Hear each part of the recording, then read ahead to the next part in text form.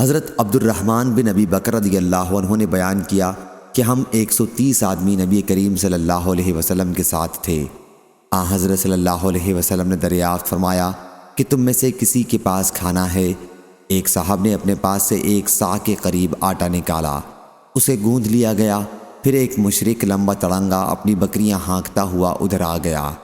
حضرت صلی اللہ علیہ وسلم نے اس سے دریافت فرمایا کہ یہ بیچنے کی ہیں یا عطیہ ہیں؟ یا حضور صلی اللہ علیہ وسلم نے عطیہ کے بجائے ہبہ فرمایا؟ اس شخص نے کہا کہ نہیں بلکہ بیچنے کی ہیں۔ چنانچہ حضرت صلی اللہ علیہ وسلم نے اس سے 1 بکری خریدی، پھر وہ ذبح کی گئی اور آپ نے اس کی کلیجی بھونے جانے کا حکم دیا۔ اور قسم اللہ کی 130 لوگوں کی جماعت میں کوئی شخص ایسا نہیں رہا جسے حضرت صلی اللہ علیہ وسلم نے اس بکری کی کلیجی کا ایک ایک ٹکڑا کاٹ کر نہ دیا ہو، مگر جو موجود تھا تو اسے وہیں دے دیا، اور اگر وہ موجود نہیں تھا تو اس کا حصہ محفوظ رکھا۔ پھر اس بکری کے گوشت کو پکا کر 2 بڑے کنڈوں میں رکھا اور ہم سب نے ان میں سے پیٹ بھر کر کھایا۔